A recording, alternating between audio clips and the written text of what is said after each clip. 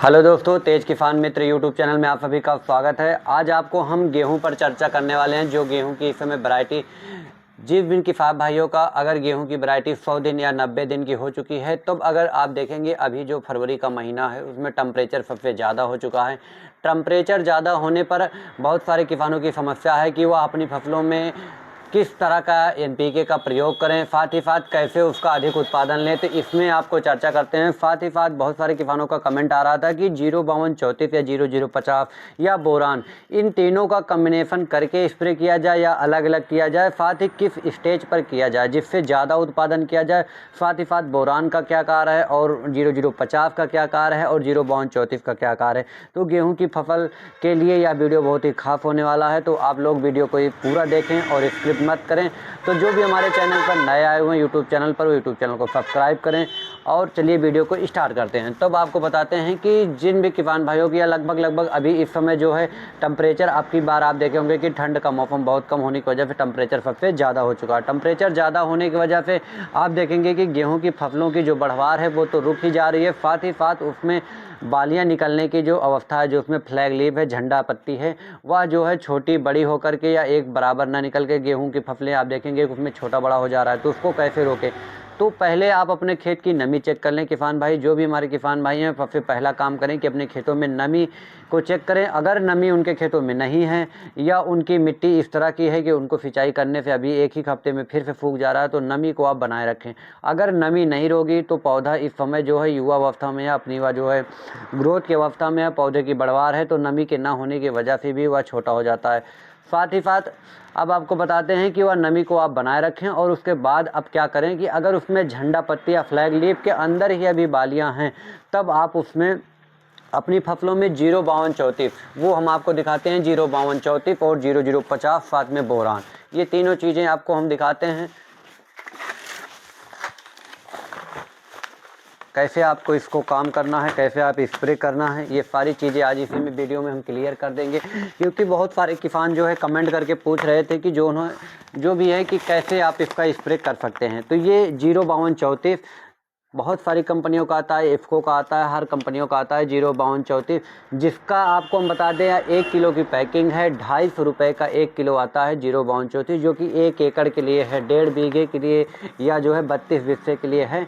अब आपको बता दें कि 05234 का जो कम्बिनेशन है वो क्या है, तो आपको बता दें जिसमें नाइट्रोजन 0% होता है, फास्फोरस 52%, पोटास 34% होता है। कई सारे किसान इसमें भ्रमित भी हो जाते हैं कि 05234 का अगर वो स्प्रे कर रहे हैं, एनपीके 05234 का स्प्रे कर रहे हैं, तो क्या वो 0050 का स्प्रे करें कि ना करें। ये बड़ी समस्या आती है, ये बड़ा ही सवाल होता है। तो इस पर भी आपको बता दें, जो 05234 है उसमें केवल नाइट्रोजन, अभी आपकी फसलों को जो है अगर नाइट्रोजन अगर आप देते हैं, ज़्यादा यूरिया डाल देते हैं, तो क्या होते हैं, फसलें गिरने की अवस्था में जो झंडा पत्ती और बालियों के बीच गैप होता है वह बढ़ जाता है। गैप ज़्यादा होने से क्या होता है, जब बालियों में वजन आता है तो वह बालियाँ झुक जाती हैं और साथ ही साथ पौधे पर भार होने की वजह से गिर जाता है।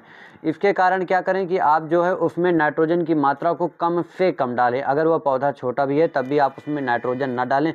केवल और केवल जो है आप क्या करें, 05234 का स्प्रे करें। अगर बालियाँ झंडा पत्ती में हैं, झंडा पत्ती चौड़ी है या जो फ्लैग लीफ आती है वो अगर चौड़ी है, पूर्ण रूप से ग्रोथ है, तो उसका उत्पादन भी सबसे ज़्यादा होगा। तो आप उसमें 05234 जो 1 एकड़ के लिए है, आप इसका स्प्रे कर सकते हैं या मार्केट में उपलब्ध है।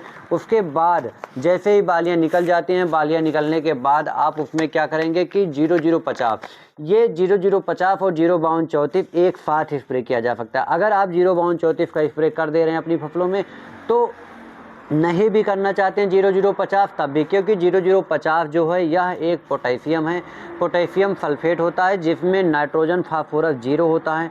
जो पौधों के लिए मुख्य पोषक तत्व होता है नाइट्रोजन फास्फेट पोटास, उसमें नाइट्रोजन या 0 होता है, फास्फेट 0 होता है, ओनली क्या होता है, इसमें पोटास होता है। तो ये हो गया आपकी फसलों के लिए एनपीके 0050। इसकी भी पैकिंग 1 किलो की आती है, मार्केट में उपलब्ध है, या 140 से 150 रुपये किलो के समथिंग लगभग सभी कंपनियों का है, तो आप लोग ले सकते हैं मार्केट में।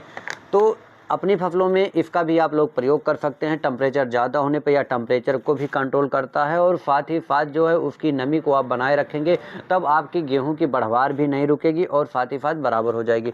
अब उसी के साथ ही एक सवाल आता है आप लोगों का कि जो है बोरान के बारे में आपको हम बता दें कि जैसे ही गेहूं की फसलों में क्या होता है, पॉलिनेशन, जैसे ही गेहूँ की फसलों में फूल आने लगते हैं तो अलग अलग अवस्थाएं होती हैं, पछुआ हवा चलने लगती हैं, तो जिससे फूल मर जाते हैं, गिर जाते हैं या सही से पॉलिनेशन नहीं हो जाता है। तो अगर आप उसी समय उसी अवस्था में 0050 के साथ या 05234 के साथ अगर बोरान का स्प्रे कर देते हैं, बोरान जो कि 14%, 14.5%, 14.5% में आता है, डाइफोडियम टेट्राबोरेट पेंटाहाइड्रेट के नाम से आता है। इसका जो टेक्निकल है वो आपको हम बता रहे हैं, 1 किलो की पैकिंग में आता है। यहाँ 140 रुपये का 1 किलो आता है बोरान।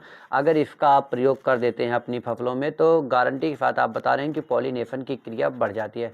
अगर आपकी फसलों में पॉलिनेशन की क्रिया बढ़ गई तो जो उसमें दाने हैं गेहूं के वह तो बढ़ेंगे ही बढ़ेंगे, प्लस उसके साथ क्या होंगे कि जो गेहूं की साइज है, जो गेहूं का आकार है, वह बालियों के एंड से शुरुआत से लेकर आखिरी तक उसमें जितनी भी बालियां हैं, जितने भी दाने हैं, वह सॉलिड होंगे, बहुत ही चमकदार और बहुत ही अच्छा होंगे।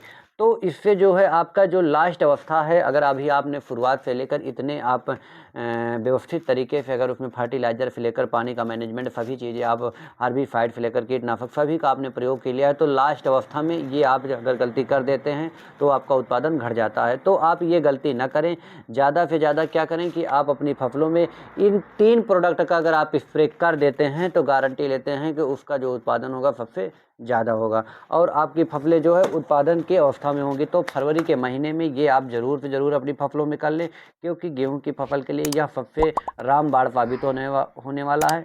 तो आशा करते हैं कि दी गई जानकारी अच्छी लगी हो तो वीडियो को लाइक करें, शेयर करें, कमेंट करें। आप सभी किसान भाइयों का बहुत बहुत धन्यवाद।